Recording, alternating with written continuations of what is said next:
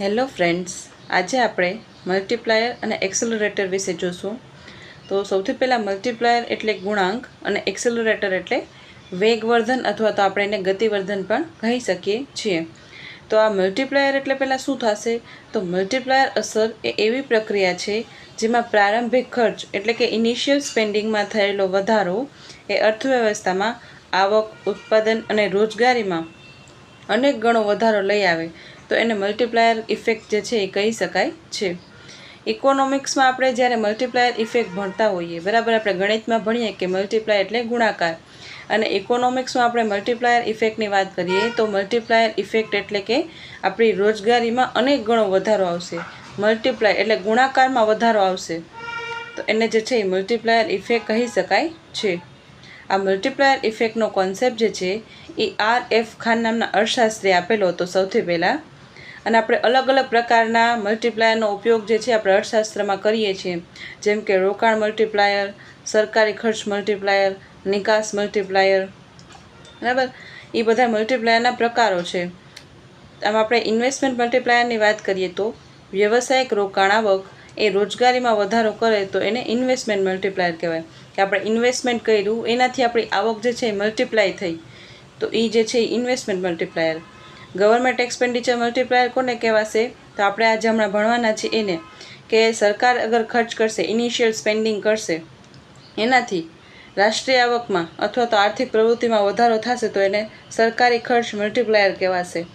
પછી આપણે વાત કરીએ નિકાસ મલ્ટીપ્લાયરની, તો નિકાસ મલ્ટીપ્લાયર શું થશે કે નિકાસમાં વધારો થવાથી આપણે વધારે ને વધારે એક્સપોર્ટ કરશું, એના લીધે આપણી ઇન્કમ વધશે, રાષ્ટ્રીય આવક વધશે, તો એને જે છે નિકાસ મલ્ટીપ્લાયર કહેવામાં આવે છે.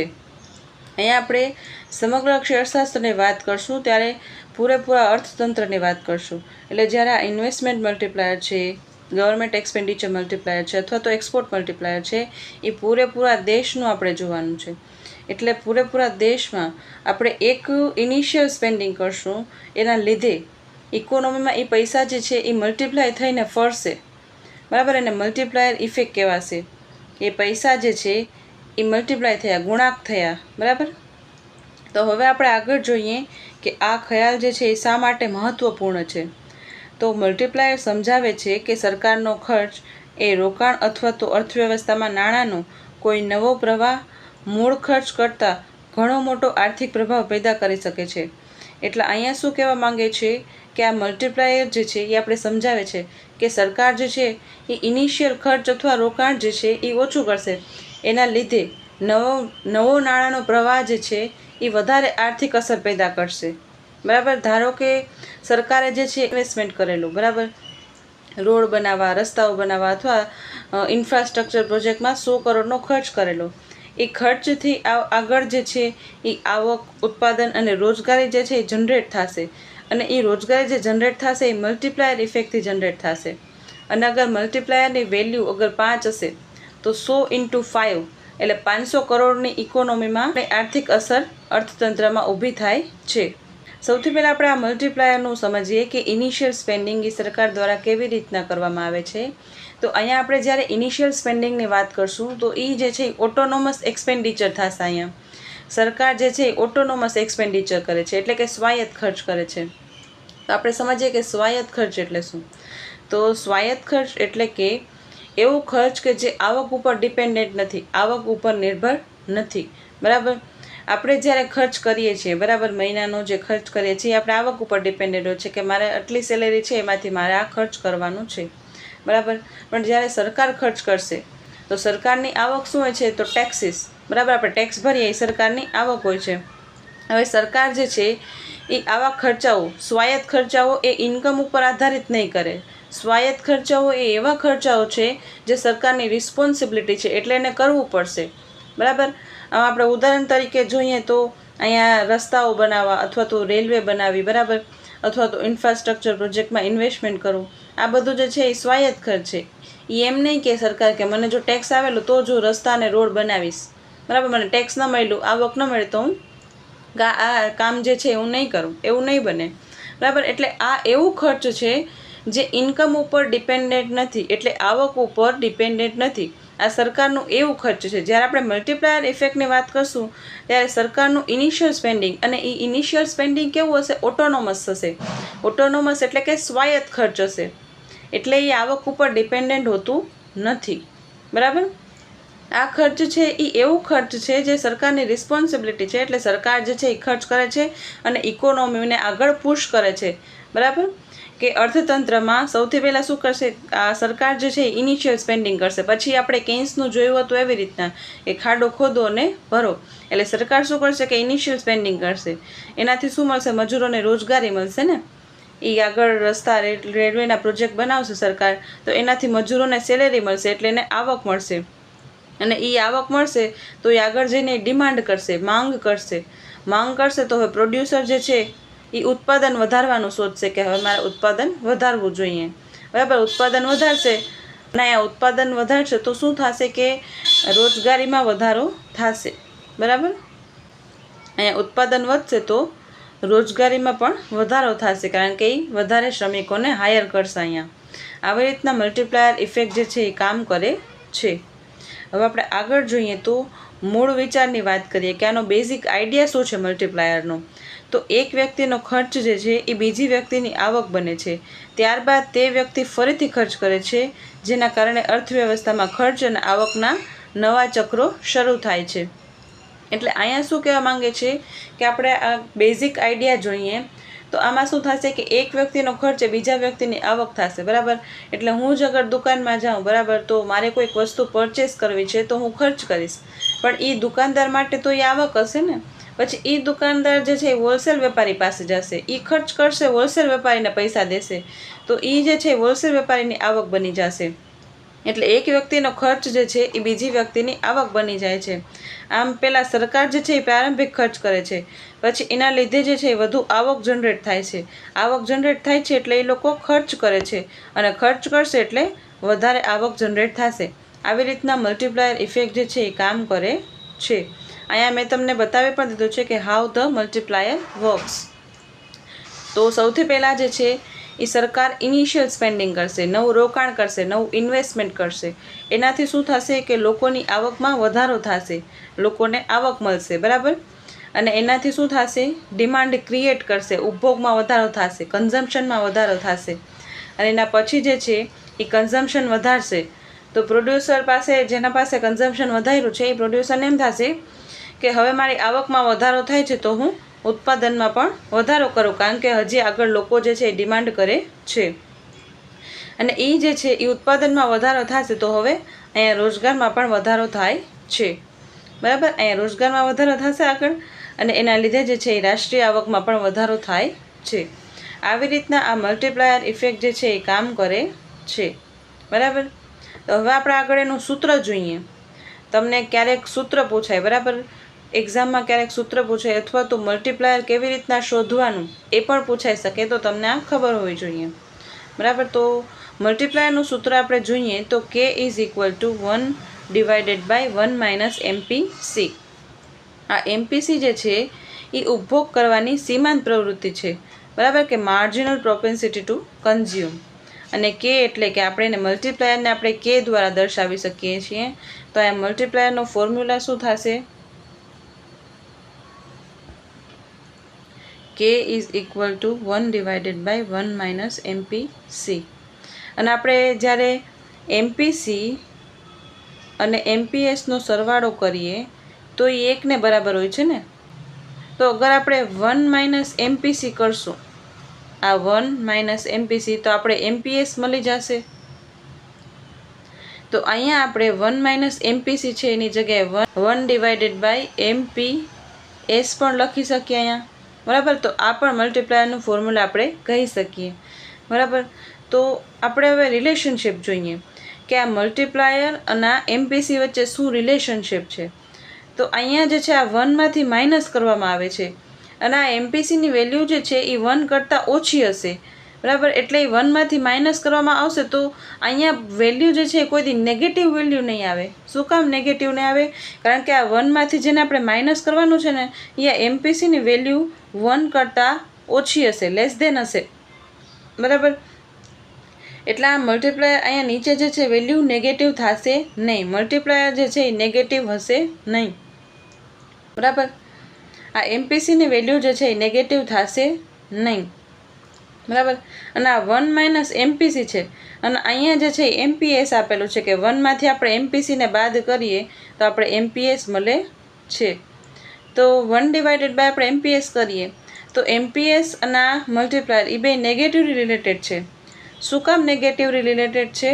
કારણ કે અગર માર્જિનલ પ્રોપેન્સિટી ટુ સેવ એટલે કે લોકો જે છે એ અહીંયા આપણે ઉપભોગની વાત કરી લઈએ કે ઉપભોગ કરશે, તો હવે ઉપભોગ કરશે ને એની જગ્યાએ શું કરી લેશે? એ સેવિંગ કરી લેશે, બરાબર. આપણે સમજવું જ છે કે ઇન્કમ જે છે એમાંથી આપણે કાં તો કન્ઝમ્પશન કરશું યા તો આપણે સેવિંગ કરશું. હવે લોકો જે છે એ સેવિંગ વધારે કરવા માંડશે, અહીંયા કન્ઝમ્પશન નહીં કરે તો આગળ જે છે આવકમાં વધારો થશે નહીં. એટલે આ સેવિંગ અગર વધશે તો મલ્ટીપ્લાયરની વેલ્યુ જે છે એ ઓછી થતી જશે. એટલે આ વાત ખાસ યાદ રાખવાની કે જ્યારે માર્જિનલ પ્રોપેન્સિટી ટુ સેવિંગ વધશે ત્યારે મલ્ટીપ્લાયરની વેલ્યુ જે છે એ ઘટે છે. અને જ્યારે આપણે એમપીસીની વેલ્યુ વધશે એટલે કે માર્જિનલ પ્રોપેન્સિટી ટુ કન્ઝ્યુમ વધશે એટલે અહીંયા ઉપભોગમાં અગર વધારો થશે તો મલ્ટીપ્લાયરની ઇફેક્ટ જે છે એ વધી જશે અહીંયા, બરાબર. એટલે એ વાત પણ ખાસ યાદ રાખવાની. આ બંને વચ્ચે શું રિલેશનશિપ છે? અગર એમપીસી વધશે તો મલ્ટીપ્લાયર વધશે અને અગર એમપીએસની વાત કરીએ તો સેવિંગ્સ અગર વધશે તો લોકો કન્ઝમ્પશન ઓછું કરે છે અને કન્ઝમ્પશન ઓછું કરશે તો મલ્ટીપ્લાયરની વેલ્યુ જે છે એ ઘટી જશે. એટલે સેવિંગ વધશે તો કેની વેલ્યુ ઘટી જશે, બરાબર. તો આ વસ્તુ તમારે યાદ રાખવાની અને આ સૂત્ર પણ યાદ રાખવાનું ઇમ્પોર્ટન્ટ છે, બરાબર. તો હવે એમપીસી સાથેનો સંબંધ જોઈએ તો ઉચ્ચ એમપીસીની વેલ્યુ આપણે હમણાં સમજવું એવી રીતના કે જો એ કન્ઝમ્પશન વધારે કરશે, આવકનો મોટો ભાગ જે છે એ કન્ઝ્યુમ કરી લેશે તો મલ્ટીપ્લાયરનું મૂલ્ય જે છે એ વધે છે. પણ જો એ ઓછું કન્ઝમ્પશન કરશે એટલે વધારે સેવિંગ કરે છે અહીંયા, તો સેવિંગ વધારે કરશે તો મલ્ટીપ્લાયરની વેલ્યુ જે છે એ ઓછી થઈ જશે અહીંયા. હવે આપણે સરળ ઉદાહરણ જોઈએ તો અહીંયા કે ધારો કે સરકાર જે છે એ 100 કરોડનો ખર્ચ કરે છે અને આ એમપીસીની વેલ્યુ 0.8 આપેલી છે, તો અહીંયા શું થશે કે 1 /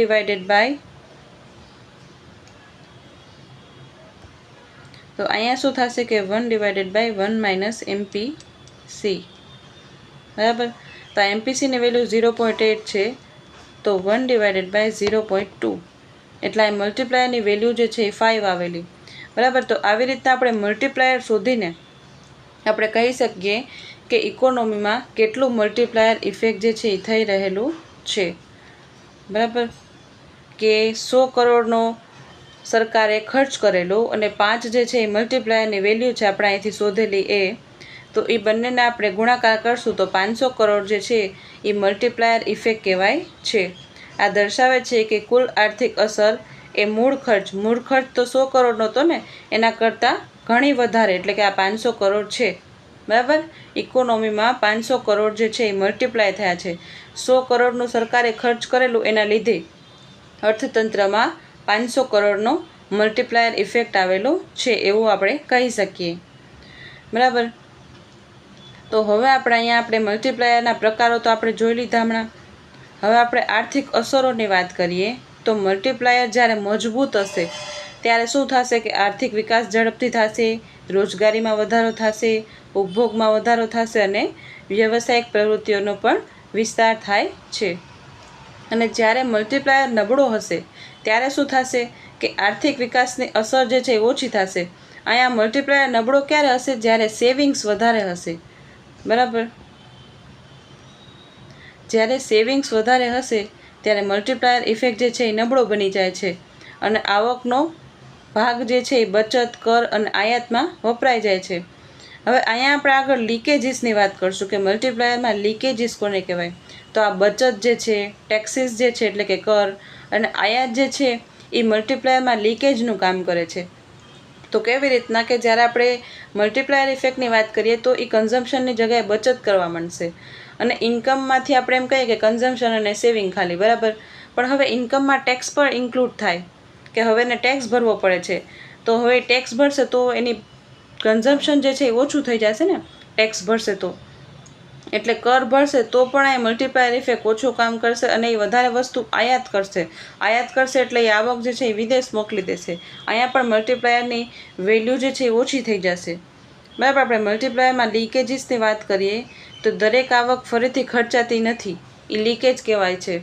કે આપણે એકવાર આવક કરી, બરાબર, આપણે આવક જનરેટ કરેલી, પણ એ આવક જે છે એમાંથી આપણે ખર્ચ ન કર્યો અને સેવિંગ કરી લીધી, આવકને આપણે ઘરમાં રાખી લીધી, બરાબર, તો એ આગળ મલ્ટીપ્લાયર ઇફેક્ટમાં કામ કરી શકશે નહીં. અને આપણે સરકારને ટેક્સ ભરી દીધો તો પણ આપણે ઉપભોગ નહીં કરી શકીએ. એટલે આ પણ જે છે એ મલ્ટીપ્લાયરની અસરને ઘટાડે છે. અને આપણે આયાતની વાત કરીએ તો આયાત પણ મલ્ટીપ્લાયર ઇફેક્ટની અસરને ઘટાડે છે. બરાબર. આપણે વસ્તુ જે છે એ આયાત કરશું એના લીધે જે છે એ મલ્ટીપ્લાયર ઇફેક્ટ જે છે એ ઓછી થઈ જાય છે. હવે આપણે વાસ્તવિક ઉદાહરણ જોઈએ કે રિયલ વર્લ્ડ એક્ઝામ્પલ. તો સરકાર જે છે એ મોટો ઇન્ફ્રાસ્ટ્રક્ચર પ્રોજેક્ટ જે છે એ શરૂ કરે છે. તો એનાથી શું થશે? સૌથી પહેલાં તો બાંધકામ કામદારોને વેતન મળે છે, બરાબર. એ વેતન મળશે. હવે એ ક્યાં જશે? દુકાનને, રેસ્ટોરન્ટમાં ડિમાન્ડ ક્રિએટ કરશે. ડિમાન્ડ ક્રિએટ કરશે એટલે એ લોકોની આવક વધશે. અહીંયા જે છે એ મજૂરો ખર્ચ કરે છે દુકાને, રેસ્ટોરન્ટમાં, એના લીધે જે છે એનો ખર્ચ જે છે એ વેપારીઓની આવક બને છે.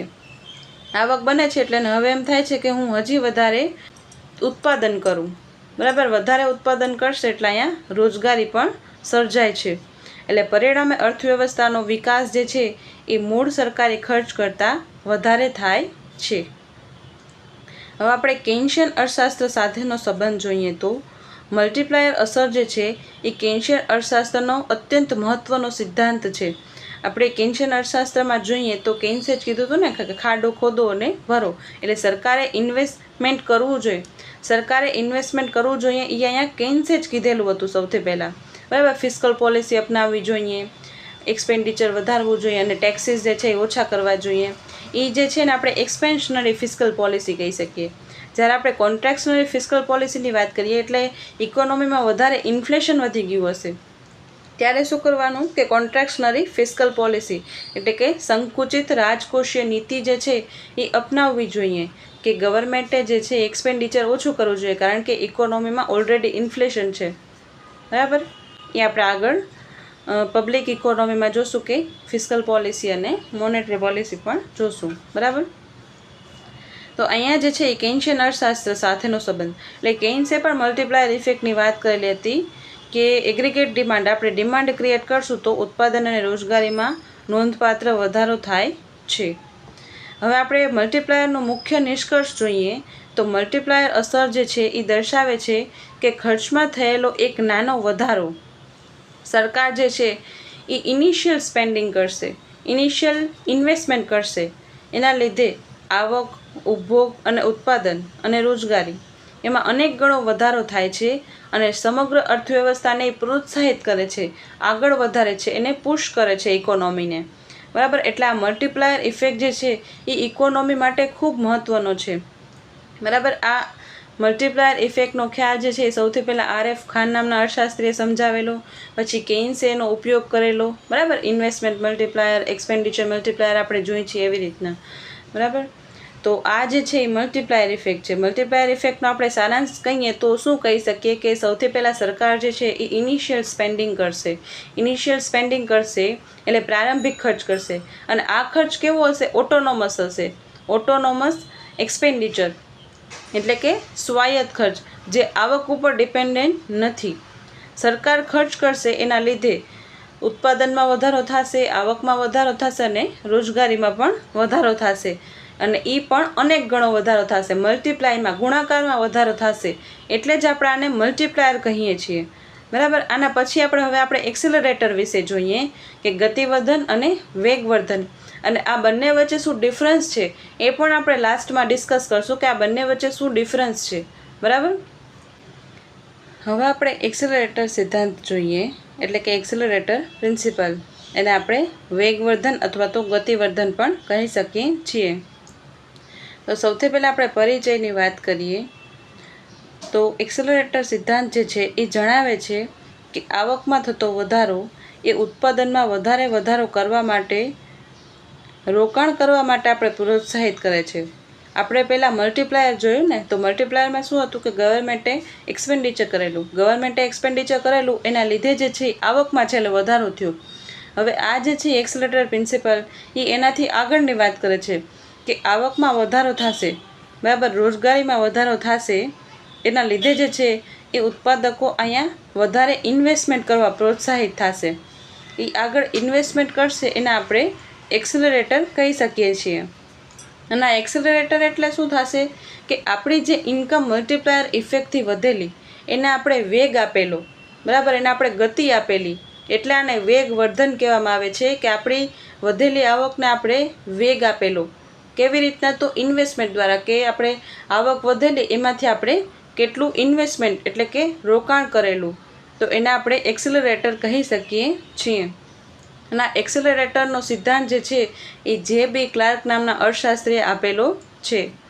તો અહીંયા શું કહે છે કે આવક વધશે ત્યારે નવા મૂડી સાધનો, બરાબર, આપણે ઉત્પાદન વધારવું છે તો હવે આપણે નવા મશીનરી વિકસાવવા પડશે, એટલે નવા મૂડી સાધનોમાં વધારે રોકાણ કરવાની જરૂર પડે છે. એટલે અહીંયા જે છે એક્સેલરેટર પ્રિન્સિપલ કામ કરે છે. હવે આપણે આનો બેઝિક આઈડિયા જોઈએ, એટલે કે મૂળ વિચાર. તો અહીંયા શું કહેવા માંગે છે કે જ્યારે માંગ અને આવક વધે છે ત્યારે ઉત્પાદન વધારવા માટે વધારે મશીનો, સાધનો અને કારખાનાઓની જરૂર પડે છે. આ વધતી ગયેલી મૂડીની જરૂરિયાતને પૂરી કરવા માટે આપણે ઇન્વેસ્ટમેન્ટ એટલે કે રોકાણમાં વધારો કરવો પડે છે, બરાબર. તો આપણે જે મલ્ટીપ્લાયરમાં શું જોયું હતું કે ગવર્મેન્ટ જે છે એ ઓટોનોમસ સ્પેન્ડિંગ કરશે, એના લીધે આપણી ઇન્કમમાં વધારો થાય છે. આને આપણે શું કીધું? મલ્ટીપ્લાયર કીધું. અને જ્યારે આપણે એક્સેલરેટરની વાત કરશું તો એક્સેલરેટરમાં શું છે કે આપણી આવક વધેલી, બરાબર, અહીંયા આપણે શું લખવાનું છે? ઇફેક્ટ નહીં, અહીંયા આપણે શું લખવાનું છે? કોઝ. નીચે આવશે કોઝ એટલે કે કારણ, અને અહીંયા ઉપર શું લખવાનું કે ઇફેક્ટ, એટલે એની જે અસર થઈ છે ને એ. તો ઇન્કમ વધવાને લીધે આપણું ઇન્વેસ્ટમેન્ટ વધેલું, અહીંયા જે છે એ આ ઇન્વેસ્ટમેન્ટ વધશે તો એ ઇન્કમ વધવાથી વધે છે, એટલે આ ઇન્વેસ્ટમેન્ટ જે છે એ ઇન્કમ ઉપર આધારિત છે.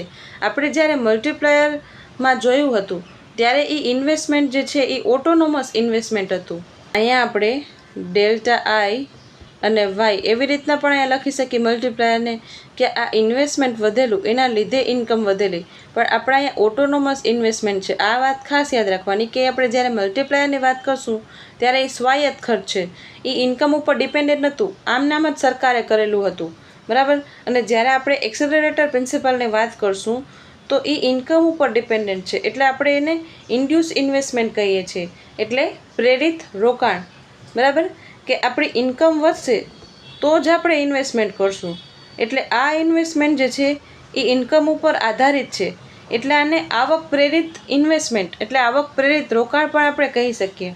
જ્યારે આપણે એક્સેલરેટર પ્રિન્સિપલની વાત કરીએ તો એ આવક પ્રેરિત રોકાણ હશે, અને જ્યારે આપણે મલ્ટીપ્લાયરની વાત કરીએ તો એ સ્વાયત્ત હશે, બરાબર, સ્વાયત્ત રોકાણ અથવા તો સ્વાયત્ત ખર્ચ કહી શકીએ આપણે,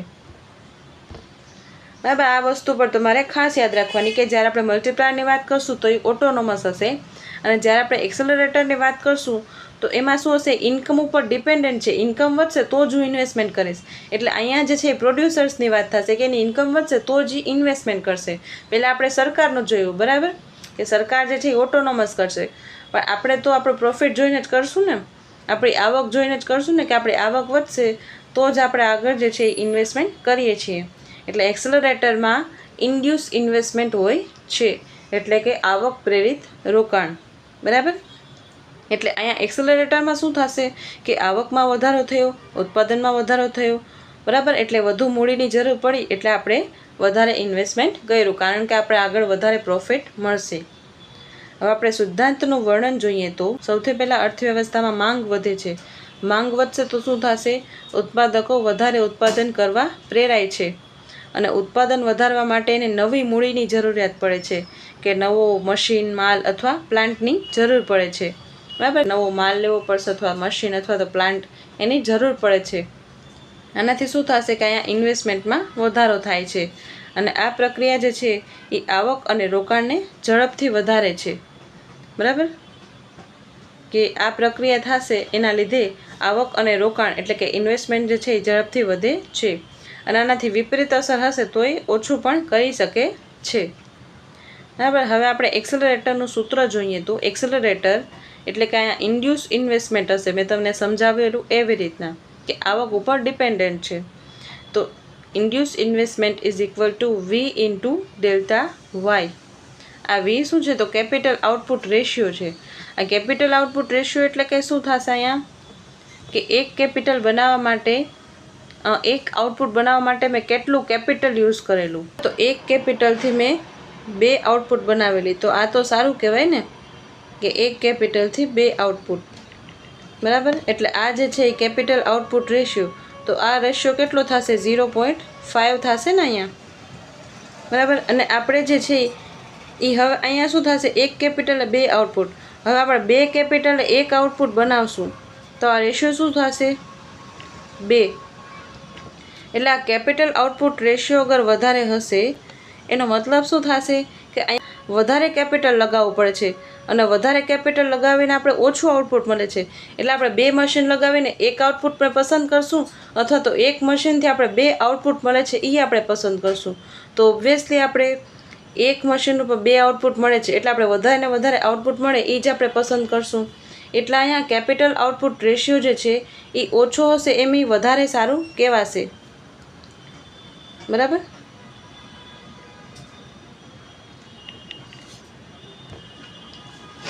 અને ડેલ્ટા વાય જે છે એ આવકમાં થયેલો વધારો દર્શાવે છે, અને વી જે છે એ 1// મૂડીની સીમાંત કાર્યક્ષમતા એમ પણ આપણે કહી શકીએ. અહીંયા વીની વેલ્યુ અગર વધારે હશે તો શું થશે કે મૂડીની સીમાંત કાર્યક્ષમતા જે છે એ ઓછી હશે એમ આપણે કહી શકીએ. એટલે આ બંને જે છે એ નેગેટિવલી રિલેટેડ છે.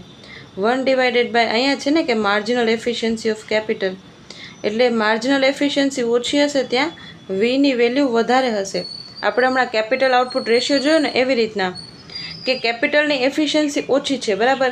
એટલે 2 કેપિટલે મને ખાલી એક જ ઉત્પાદન આપે છે, એટલે એ કેપિટલની કાર્યક્ષમતા ઓછી કહેવાની ને કે મૂડીની કાર્યક્ષમતા ઓછી છે કે મારે 2 મશીનનો ઉપયોગ કરીને એક જ આઉટપુટ મળે છે. એટલે આ રેશિયો અગર વધારે હશે તો એવું કહી શકાય આપણે કે એની માર્જિનલ એફિશિયન્સી ઓફ કેપિટલ એટલે કે મૂડીની સીમાંત કાર્યક્ષમતા ઓછી છે.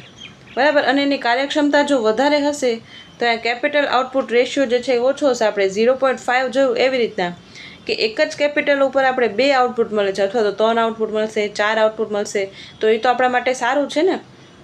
બરાબર. એટલે વીની વેલ્યુ અગર ઓછી હશે તો માર્જિનલ એફિશિયન્સી ઓફ કેપિટલ જે છે એ વધારે હોય છે. બરાબર. હવે આપણે આગળ જોઈએ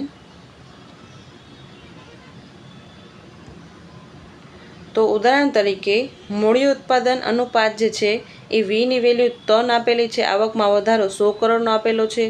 તો આ સૂત્ર જે છે કે વી ઇન્ટુ ડેલ્ટા વાય એ આપણે આમાં નાખીએ. બરાબર. સૂત્રમાં આ વેલ્યુ જે છે એ પુટ કરીએ તો આપણે 300 કરોડ જે છે એ એક્સેલરેટર વેલ્યુ જે છે એ કહી શકીએ છીએ. કે અહીંયા મૂડી ઉત્પાદનનો ગુણોત્તર જે છે એ 3 આપેલો છે, આવકમાં વધારો 100 કરોડનો, એટલે અહીંયા 300 કરોડ જેટલું એક્સેલરેટર ઇફેક્ટ એટલે કે નવું વધારાનું રોકાણ થયું એમ કહી શકાય છે. કે લોકોને અગર 100 કરોડની આવક મળશે તો એ 300 કરોડનું ઇન્વેસ્ટમેન્ટ કરશે. બરાબર. એને વેગવર્ધન કહેવાય છે, એટલે કે એક્સેલરેટર. હવે એક્સેલરેટર કાર્ય કેવી રીતના કરે છે તો સૌથી પહેલાં માંગમાં વધારો થશે, ઉત્પાદનમાં વધારો થશે, વધારે મૂડી સાધનની જરૂર પડશે અને ઇન્વેસ્ટમેન્ટમાં વધારો થશે. ઇન્વેસ્ટમેન્ટમાં વધારો થશે તો વધારે એની આવક વધશે, વળી પાછો માંગમાં વધારો થશે. એટલે આ પ્રક્રિયા જે છે એ સતત ચાલુ રહે છે, એને આપણે વેગવર્ધન કહીએ છીએ. બરાબર. હવે આપણે ગ્રાફ દ્વારા સમજણની વાત કરીએ તો આવક અને રોકાણ વચ્ચે પોઝિટિવ રિલેશન છે. એટલે જેમ જેમ આપણી આવક વધશે એમ આપણે ઇન્વેસ્ટમેન્ટ એટલે કે રોકાણ પણ વધારીએ છીએ. અને આ લાઇનના સ્લોપની વાત કરીએ તો એ મૂડી ઉત્પાદન ગુણોત્તર છે, એટલે કે વી. બરાબર. અને ગ્રાફનો ઢાળ જે છે એ મૂડી ઉત્પાદન અનુપાત દર્શાવે છે અહીંયા. અને આવકમાં વધારો થાય તો રોકાણમાં પણ વધારો થાય છે. એટલે અહીંયા જે છે એનો ઢાળ જે છે એ કેપિટલ આઉટપુટ રેશિયો એટલે કેપિટલ આઉટપુટ રેશિયો ઉપર આ ડિપેન્ડન્ટ હોય છે. બરાબર. કે કેપિટલ આઉટપુટ રેશિયો અગર ઓછો હશે તો આપણે જે છે એની કેપિટલની એફિશિયન્સી વધારે છે અને એ આપણે વધારે ફાયદો કરાવે છે. બરાબર. આપણે લક્ષણોની વાત કરીએ તો અહીંયા એક્સેલરેટરના આપણે લક્ષણો જોઈએ તો શું હશે કે એ પ્રેરિત રોકાણનો સિદ્ધાંત છે. આપણે ઇન્ડ્યુસ ઇન્વેસ્ટમેન્ટની વાત કરેલી એવી રીતના કે અહીંયા એક્સેલરેટરમાં પ્રેરિત રોકાણ હશે અને પછી શું થશે કે આવકમાં થતા બદલાવ પર રોકાણની ઝડપથી પ્રતિક્રિયા અપાય છે. અહીંયા કે આપણા આવકમાં જેમ જેમ ચેન્જીસ થશે એમ આપણે ઇન્વેસ્ટમેન્ટમાં પણ ચેન્જીસ કરીએ છીએ. અને અહીંયા જે છે એ મૂડી ઉત્પાદનનો અનુપાત જેટલો વધારે હશે એટલો રોકાણનો પ્રભાવ પણ વધારે થશે. હવે આમાં તમને એમ થશે કે મેં એમ કીધું કે આ અનુપાત ઓછું હોય તો એ સારું કહેવાશે, પણ અહીંયા એમ કેમ કે છે કે અનુપાત વધારે હોય તેમ રોકાણનો પ્રભાવ વધારે. પણ આપણે જ્યારે આ વીની વાત કરેલી હતી કે આ વી જે છે એ માર્જિનલ એફિશિયન્સી ઓફ કેપિટલ એના સાથે નેગેટિવલી રિલેટેડ છે. બરાબર. પણ આપણે જ્યારે આ સૂત્રની વાત કરીએ તો સૂત્રમાં શું કહે છે કે વીની વેલ્યુ અગર વધશે, અહીંયા વેગ જે છે એ વધશે. બરાબર. કે મૂડી ઉત્પાદનનો અનુપાત વધશે એટલે વધારે ને વધારે મને આઉટપુટ મળશે. બરાબર. કેપિટલ ઉપર એમ એમ આપણું રોકાણનું પ્રમાણ પણ વધશે. બરાબર. એટલે આ લાઈન જે છે એમ કહેવા માંગે છે કે મૂડી ઉત્પાદન ગુણોત્તર જેમ વધારે હશે, અહીંયા આપણે શું કીધું મૂડી ઉત્પાદન અનુપાત 3 આપેલો હતો. બરાબર. એની 3ની જગ્યાએ અહીંયા 4 હશે મૂડી ઉત્પાદન અનુપાત. બરાબર. તો એ 4 હશે તો શું થશે અહીંયા 4 × 100 એટલે અહીંયા 400 કરોડ થશે. એમ જેમ જેમ આપણે વીની વેલ્યુ અગર વધારે હશે એમ એમ આપણે ઇન્વેસ્ટમેન્ટ એટલે રોકાણની વેલ્યુ પણ વધારે થાય છે, એમાં એ કહેવા માંગે છે. બરાબર. અને આપણે જ્યારે આ કેપિટલ આઉટપુટ રેશિયો અને મૂડીની સીમાંત કાર્યક્ષમતાની વાત કરીએ તો એ બંને ઇન્વેસ્ટ રિલેટેડ છે. કે અહીંયા જે છે એ V = 1/MEC એટલે એફિશિયન્સી વધારે હશે તો વીની વેલ્યુ ઓછી હશે. બરાબર. હવે આપણે આગળ જોઈએ. આ સિદ્ધાંત જે છે એ અસ્થિરતા એટલે ઇન્સ્ટેબિલિટી હોય અથવા તો ચડાવ ઉતાર હોય એ સમજવામાં મદદરૂપ થાય છે. હવે આપણે આગળ મર્યાદાઓની વાત કરીએ તો આ સિદ્ધાંતની કેટલીક મર્યાદાઓ પણ છે કે અહીંયા જે છે એ મૂડી ઉત્પાદન અનુપાતથી સતત બદલાઈ રહે છે, સ્થિર રહેતું નથી. આપણે અહીંયા જે કેપિટલ આઉટપુટ રેશિયોની વાત કરેલી એ બદલાતો રહે છે, એ સ્થિર રહેતો નથી. કારણ કે આપણે જેમ જેમ ઉત્પાદન વધારશું એમ એમ કેપિટલ આઉટપુટ રેશિયો પણ વધતો જશે ને. આપણે નવું મશીનરી વિકસાવશું તો એની આઉટપુટ દેવાની ક્ષમતા જે છે એ વધારે હશે. અને અહીંયા જે છે એ આપણે લોંગ ટર્મની વાત કરીએ તો મૂડી ઉત્પાદન અનુપાતથી સતત બદલાઈ રહે છે, સ્થિર રહેતું નથી.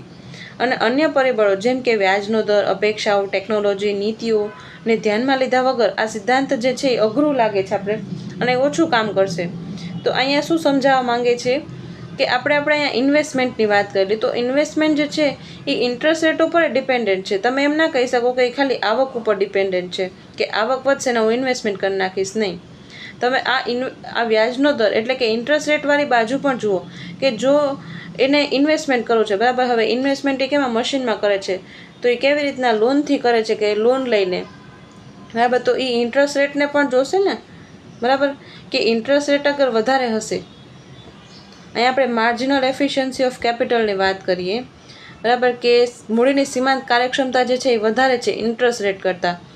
બરાબર. માર્જિનલ એફિશિયન્સી એટલે શું થશે કે વધારાનું એક આઉટપુટ જનરેટ કરવામાં કેપિટલ કેટલું સક્ષમ છે.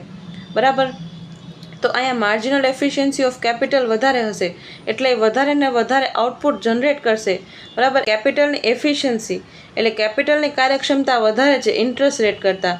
બરાબર. એટલે અહીંયા કેપિટલ જે મશીન લે છે ઉત્પાદક, એ મશીનથી એને વધારે પ્રોફિટ મળે છે અને એને ઇન્ટરેસ્ટ રેટ ઓછો પે કરવો પડશે ત્યારે તો એ ઇન્વેસ્ટમેન્ટ કરશે. Yes, investment.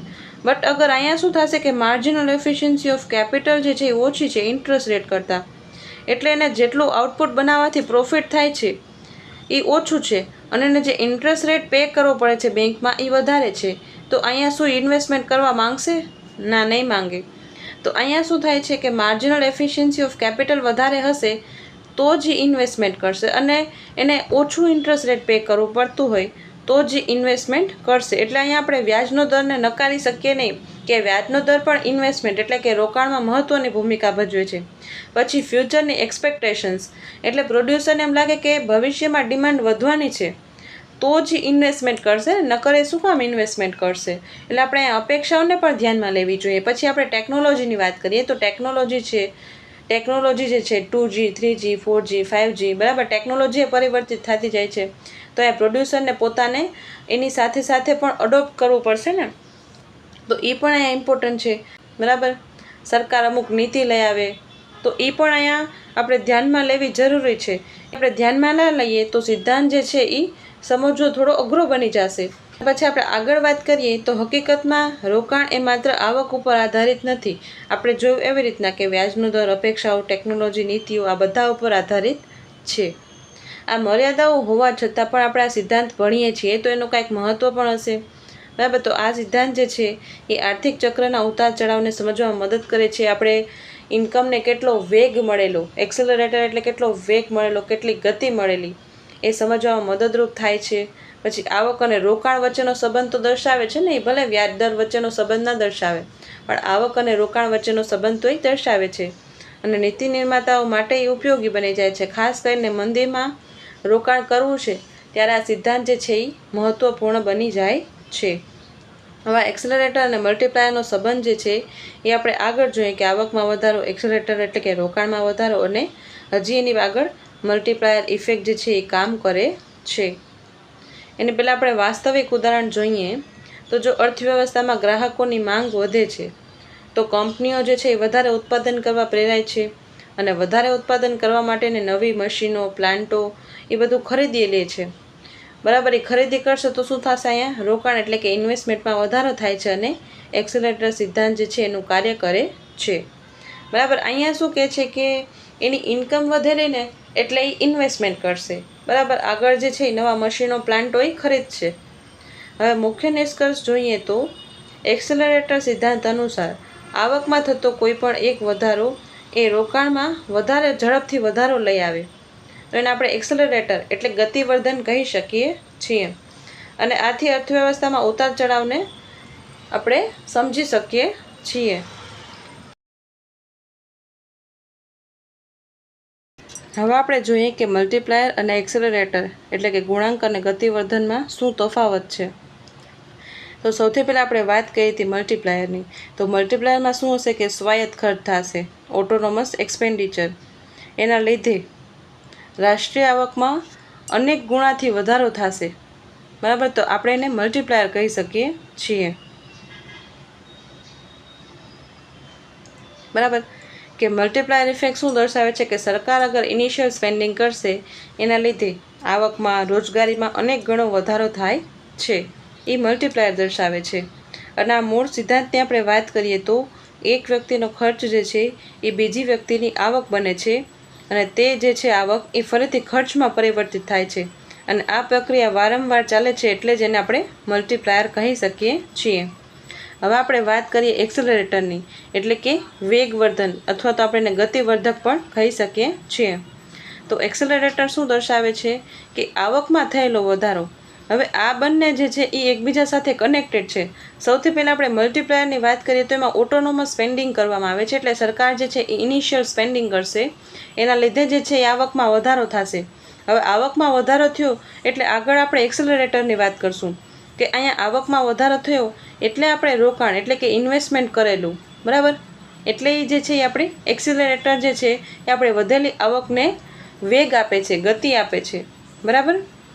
અને અહીંયા તમારે એ પણ યાદ રાખવાનું કે અહીંયા જે ઇન્વેસ્ટમેન્ટ છે એ આવક ઉપર ડિપેન્ડન્ટ છે, પણ જ્યારે આપણે મલ્ટીપ્લાયરની વાત કરતા હતા ત્યારે ઇન્વેસ્ટમેન્ટ જે છે બરાબર એ ઓટોનોમસ હતું. એક્સપેન્ડિચરની વાત કરીએ અથવા તો ઇન્વેસ્ટમેન્ટની વાત કરીએ તો એ ઓટોનોમસ એટલે કે સ્વાયત્ત હતું, એ આવક ઉપર ડિપેન્ડન્ટ નહોતું બરાબર. પણ આ એક્સેલરેટરમાં જો આપણી આવક વધશે તો જ આપણે ઇન્વેસ્ટમેન્ટ કરશું, એટલે આ જે છે એ ઇન્ડ્યુસ ઇન્વેસ્ટમેન્ટ દર્શાવે છે, એટલે કે આવક પ્રેરિત રોકાણ બરાબર. એક્સેલરેટરના મૂળ સિદ્ધાંતની વાત કરીએ તો આવકમાં થતો ફેરફાર એને કારણે ઉત્પાદનમાં ફેરફાર થાય અને નવી ઉત્પાદક ક્ષમતાની જરૂરિયાત ઊભી થાય, એને કારણે રોકાણમાં ફેરફાર થશે. અહીંયા શું કહેવા માંગે છે એક્સેલરેટરમાં કે આપણી ઇન્કમ વધશે, એના લીધે આપણે ઇન્કમ વધી તો હવે આપણે ઉત્પાદન વધારવાની કોશિશ કરશું, અને એના માટે આપણે નવા મશીનરો વિકસાવશું બરાબર, નવી મશીનરી વિકસાવશું. એના લીધે જે છે આપણે રોકાણમાં અહીંયા વધારો થાય છે, બરાબર. હવે આપણે મુખ્ય તફાવતની વાત કરીએ તો મલ્ટીપ્લાયર જે છે એ સ્વાયત્ત ખર્ચ ઉપર આધારિત છે, કે સરકારનો ખર્ચ, રોકાણ, નિકાસ વગેરે.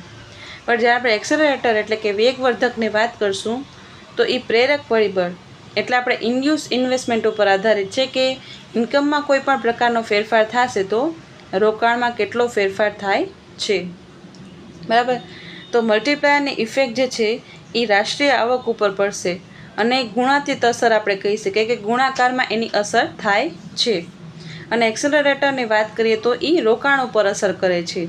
તો અહીંયા જે છે એ મલ્ટીપ્લાયર જે છે એમાં સૌથી પહેલાં સરકાર સ્પેન્ડિંગ કરશે, એના લીધે આવક ખર્ચ એવી પ્રક્રિયા જે છે એ વારંવાર ચાલે છે, એને જ આપણે મલ્ટીપ્લાયર કહીએ છીએ.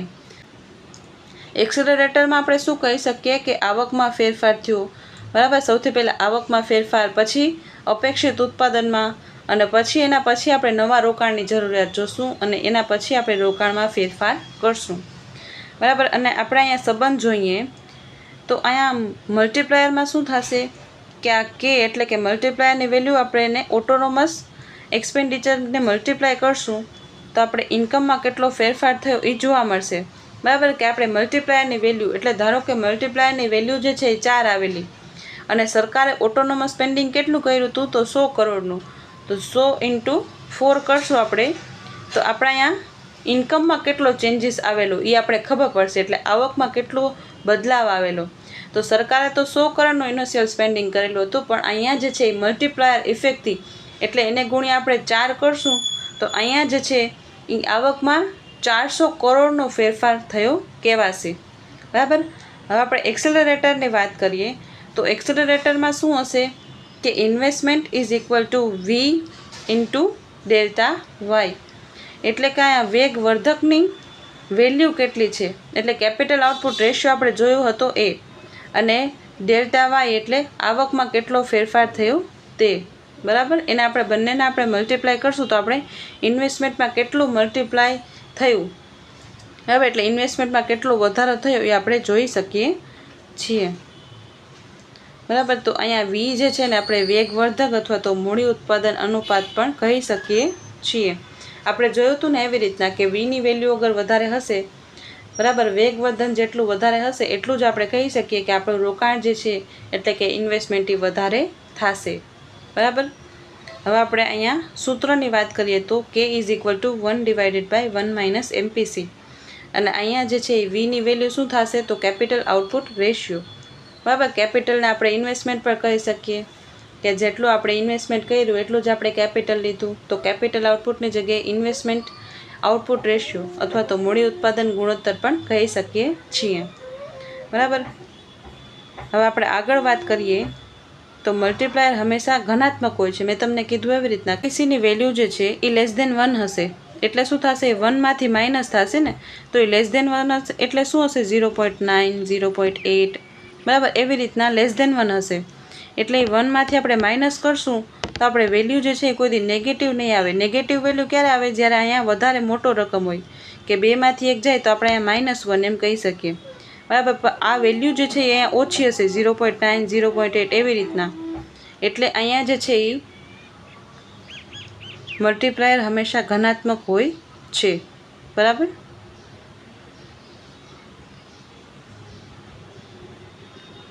અને આપણે વાત કરીએ વેગવર્ધનની તો વેગવર્ધન જે છે એ ધનાત્મક, શૂન્ય અથવા નકારાત્મક હોઈ શકે છે, કારણ કે એ આવક ઉપર ડિપેન્ડન્ટ છે, આવક અને રોકાણના સ્વરૂપ ઉપર ડિપેન્ડન્ટ છે, એટલે એ ધનાત્મક પણ હોઈ શકે, શૂન્ય પણ હોઈ શકે અથવા તો નકારાત્મક પણ હોઈ શકે, બરાબર. આપણે એનું ઉદાહરણ જોઈએ તો સરકાર ધારો કે 100 કરોડનો વધારાનો ખર્ચ કરશે અને મલ્ટીપ્લાયરની વેલ્યુ અગર 5 હશે તો રાષ્ટ્રીય આવકમાં કેટલો વધારો થશે તો 500 કરોડનો વધારો થશે.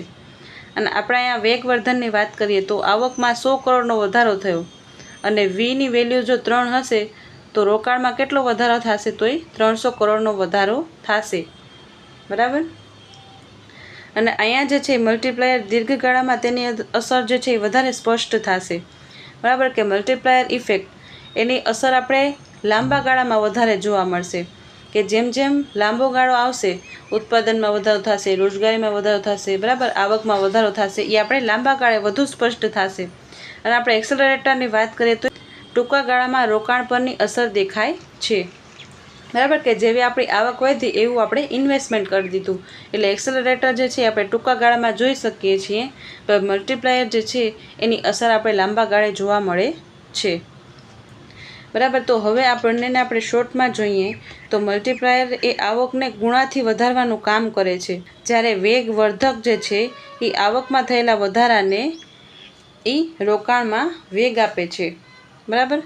હવે અહીંયા યાદ રાખવા જેવું સૂત્ર શું થશે કે સૌથી પહેલાં મલ્ટીપ્લાયર ઇફેક્ટ કામ કરશે, કે સૌથી પહેલાં જે છે ગવર્મેન્ટ ઇનિશિયલ સ્પેન્ડિંગ કરશે, એના લીધે આવકમાં ફેરફાર થશે, બરાબર. આવકમાં ફેરફાર થશે તો અહીંયા એક્સેલરેટર કામ કરશે, એટલે રોકાણમાં ફેરફાર થશે.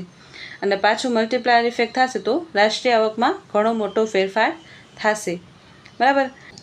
તો અહીંયા જે છે એ આપણે ગુણાંક કોને કહી શકીએ, તો ગુણાંકની વાત કરીએ તો એમાં શું હશે કે સૌથી પહેલાં ગવર્મેન્ટ જે છે એ ઓટોનોમસ સ્પેન્ડિંગ કરે છે, બરાબર. એ ઓટોનોમસ સ્પેન્ડિંગ કરશે, એના લીધે ઇન્કમમાં વધારો થશે, એટલે ડેલ્ટા આઈ, એના લીધે આપણી ઇન્કમ જે છે એ વધે છે.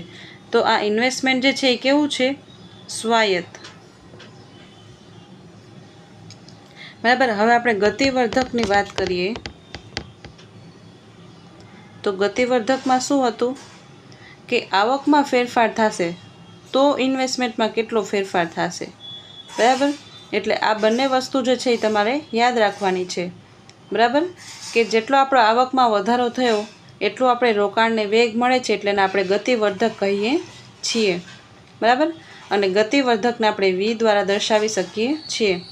અને આગળ જ્યારે આપણે ગ્રોથ મોડલ સમજશું, બરાબર, હેરડ ડોમર ગ્રોથ મોડલ ને એ બધા ગ્રોથ મોડલ સમજશું તો આ આર્થિક વિકાસના ખ્યાલમાં ખૂબ ઉપયોગી બને છે, બરાબર. તો આગળ આપણે આર્થિક વૃદ્ધિ અને વિકાસના મોડલમાં આ એક્સેલરેટર પ્રિન્સિપલ જે છે એ ખૂબ ઉપયોગી બને છે, કે કેવી રીતના આપણે આવકમાં વધારો થશે તો આપણે રોકાણમાં વધારો કરશું, અને કેવી રીતના આપણું કેપિટલ જે છે એ એક્યુમ્યુલેટ થાય છે, કેવી રીતના આપણું કેપિટલ જે છે એ વધે છે, એ આપણે આર્થિક વૃદ્ધિ અને વિકાસના મોડલમાં પણ જોઈ શકીએ છીએ.